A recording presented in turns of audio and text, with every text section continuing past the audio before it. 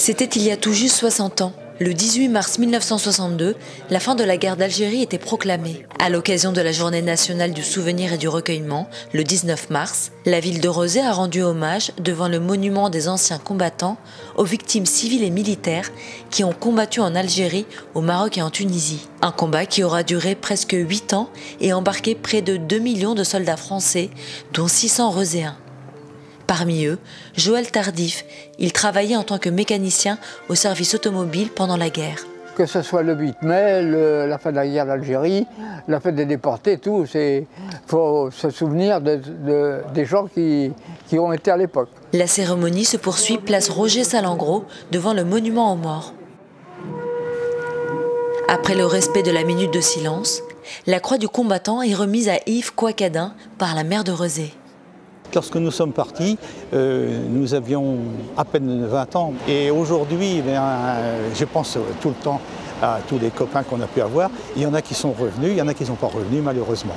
Vous savez, quand on entend l'air, disons, militaire, le drapeau, bon, ça rappelle toujours quelque chose. Un hommage au son de la Marseillaise qui ravive de nombreux souvenirs pour ces anciens combattants. Ça me touche évidemment, ça me donne la chair de poule. Hein. Il y a l'esprit quand même patriotique qui ressort, hein. L'amour du pays malgré tout. Hein. Parce que moi j'aurais très bien pu ne pas partir là, en Algérie. J'avais la possibilité de me faire pistoler. Et je me suis dit, il n'y a pas de raison que les autres de mon âge partent et que moi je reste. J'aurais eu honte. Prenons ce souhait d'avancer ensemble vers la réconciliation des mémoires. Comme pour beaucoup de commémorations, l'importance de se souvenir pour ne pas refaire les mêmes erreurs, ne pas recommencer les atrocités des différentes guerres. La guerre d'Algérie a ceci de particulier que c'était une guerre civile, qu'elle a été particulièrement douloureuse, aussi bien pour les Français que les Algériens, que la réconciliation a été très, très difficile. On peut tirer cet apprentissage de ce conflit.